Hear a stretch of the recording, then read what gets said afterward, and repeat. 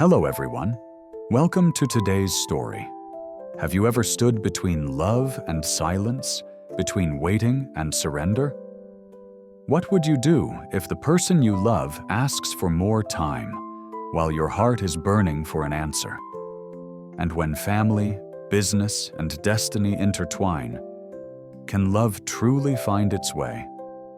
In this story, we will follow Alex, the man torn between the weight of responsibility and the pull of his heart. Will Tuna finally accept his love? Or will hesitation turn into distance forever? And when Alex brings her to meet his mother, what decision will change their lives completely?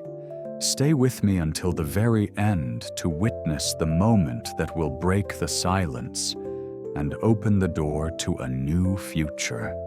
If you enjoy stories filled with emotion, drama, and heart-stopping choices, don't forget to subscribe and help this channel reach 10,000 followers. Your support is the biggest motivation for me to keep telling you more untold stories. So, are you ready to find out whether love can bloom amidst uncertainty?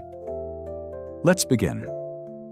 The guava rows hold their breath in the noon heat, leaves shining like small green mirrors as Alex steps between them. Branches are heavy with fruit. The air carries a faint sweetness he can almost taste.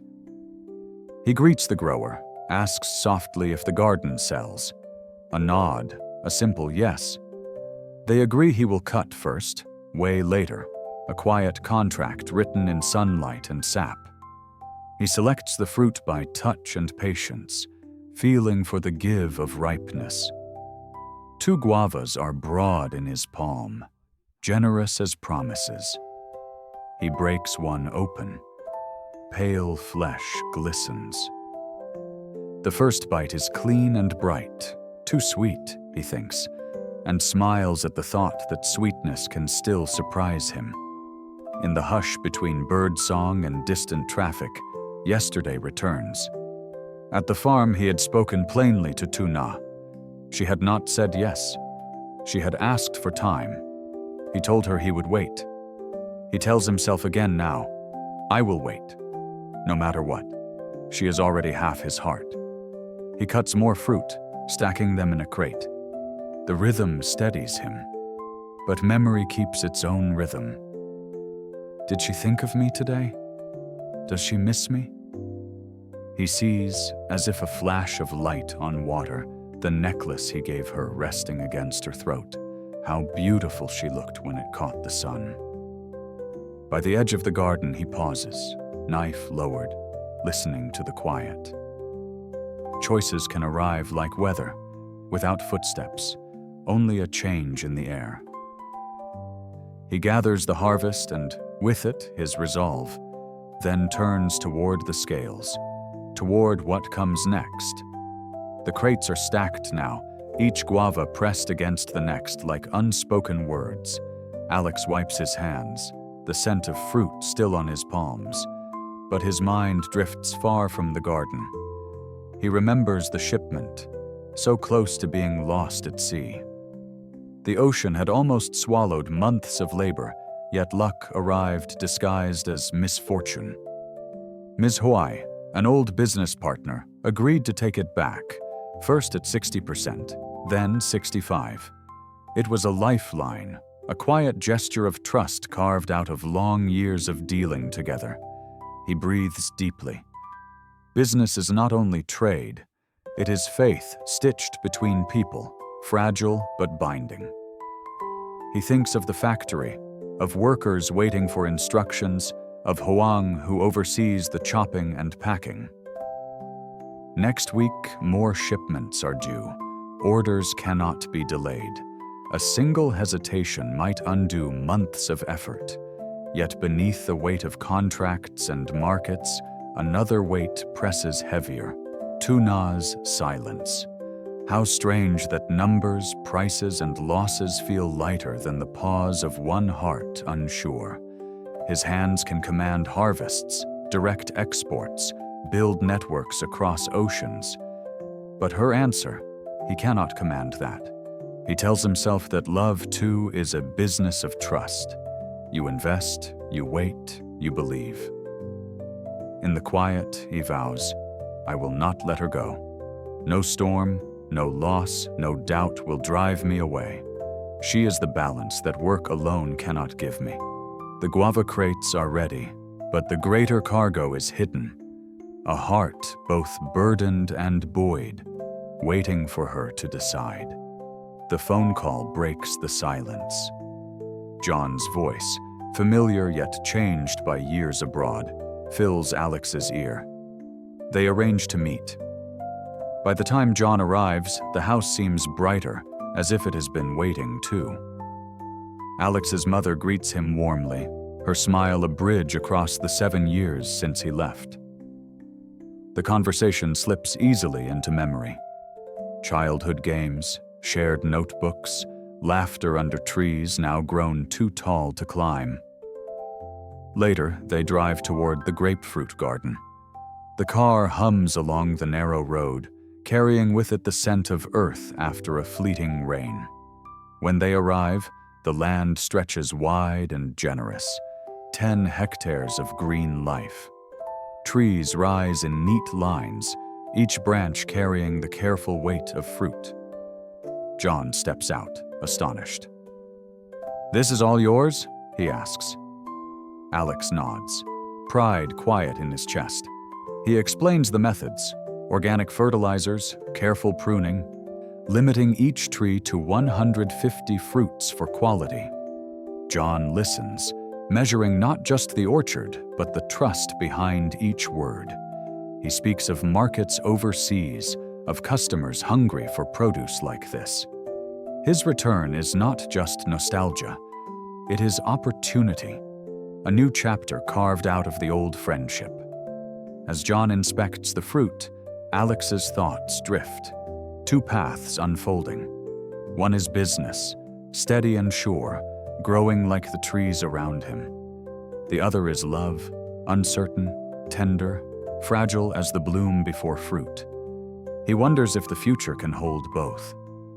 Beside him, John is still speaking of exports and customers, but Alex hears instead the echo of a woman's voice. "Give me time." The sky bruises into gray as Alex drives back, John at his side. Clouds gather low, swollen with the weight of evening rain. Along the roadside, a figure appears, slim, hurried, carrying the tired rhythm of the market. Alex slows, his breath catching. It is Tuna. She looks startled, almost fragile in the fading light. Beside her absence stands presence, the thought of her child, left in another's care. He pulls over. "Let me take you home," he offers. For a moment she hesitates, but the first drop of rain decides for her.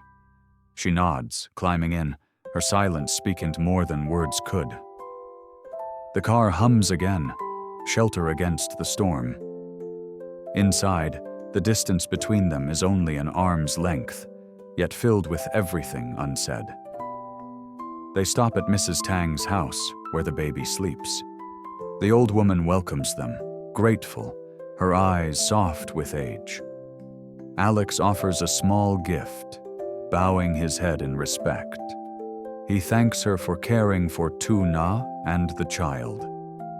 The gesture is simple, but Tuna watches him, and something unspoken shifts inside her.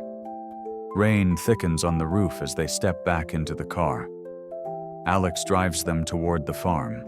The wipers beat a rhythm steady as his heart. Beside him, Tuna stares out the window, her thoughts hidden in the blur of raindrops.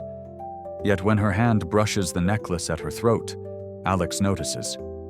He says nothing, but inside, hope rises again, quiet, stubborn, alive as the earth after rain. Night falls gently over the farm, the sound of insects rising like a quiet orchestra. Alex opens the door, ushers Tuna inside, and carries the sleeping child to a small bed. The baby's breath is soft, steady, as if untouched by the weight of the world around them.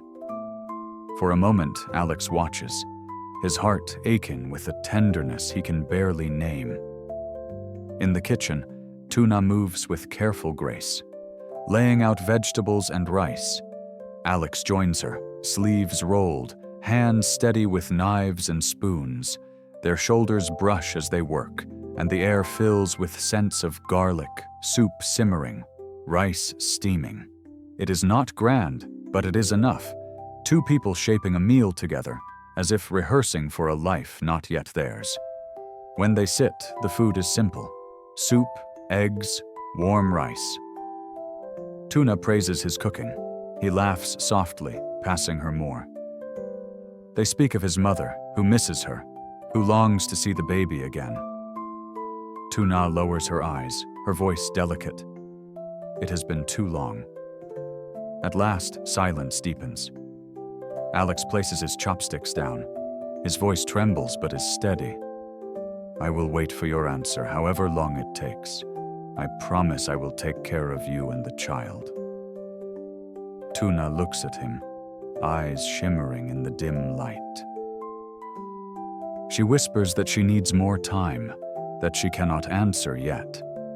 The meal continues, but every grain of rice tastes of longing. In the quiet clatter of dishes, a promise lingers, fragile as candlelight, refusing to go out. Morning unfolds in pale gold. Alex drives slowly, Tuna and her child seated beside him, the road winding back toward his family home. His heart pounds, not from business or harvest, but from the weight of this moment, bringing her at last to meet his mother. The house greets them with its quiet familiarity. His mother steps onto the porch, her face lined by years but bright with welcome. She gathers Tuna and the baby with gentle words, her eyes soft, lingering as though she has known them always. Over tea, they talk of small things, the baby's health, the farm, the years gone by. Yet beneath each word is a deeper current, a question waiting to surface. When the moment arrives, Alex does not falter. He takes a breath, speaks with the steadiness he saves for business deals, but his voice carries something more fragile: love. He tells his mother of his wish to marry Tuna, to build not just orchards but a family. Silence follows, brief but heavy, until his mother's eyes glisten and she nods. Yes, she says, her voice trembling. Let us make a wedding worthy of you both. Relief washes over Alex like sudden rain, cool and cleansing. Tuna lowers her gaze, her hands trembling around the cup. A warmth rises in her chest, something like safety, something like belonging. The room feels changed, not by furniture or light, but by permission. The quiet, undeniable blessing of a mother's heart. A wedding, large and luminous, is no longer a dream whispered in secret. It is a promise, set in motion. Evening leans against the windows, filling the room with amber shadows.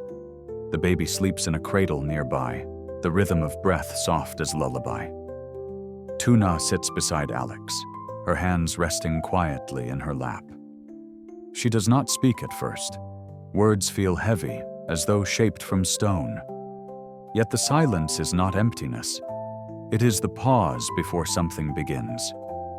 Alex turns toward her, his expression calm, yet his eyes burn with a hope he no longer hides. I will wait, he repeats, but now the promise is no longer only his. His mother's blessing has made it real, binding, alive. The house seems to carry the weight of that vow, walls listening, air holding its breath. Tuna lifts her gaze. In her eyes is the reflection of all her doubts, memories of storms, of losses, of nights holding her child alone. But woven through them is something gentler. The memory of Alex carrying fruit crates, of him offering gifts to Mrs. Tang, of him quietly turning on a fan so her baby could sleep more soundly. Little things, ordinary things, yet they linger stronger than fear. She begins, voice trembling. I will not avoid you anymore. Her words are not yet an answer, not yet a vow, but they are a door opening. Alex takes them as he takes the harvest, carefully, gratefully, believing in the season to come. The night deepens, but inside there is light, the quiet, unwavering flame of two lives preparing to join. Beyond love and beyond waiting, the lesson remains. Happiness is not seized in haste, but grown, like fruit, in patience and care. And that is where today's story gently comes to an end. Love is not always answered by grand gestures, but by the quiet patience of waiting, by the courage to open one's heart, and by the blessings that turn hesitation into certainty. So, what do you think? Will Alex and Tuna's love truly blossom into the peaceful life they both long for? Or will time test their hearts once more? If you felt the emotions in this journey, don't forget to subscribe and help this channel reach 10,000 followers. Your support means the world to me, and it's what keeps me bringing you more unforgettable stories about love, choices, and destiny. Thank you for watching till the end. Until next time, keep your heart open, because sometimes the quietest choices are the ones that change everything.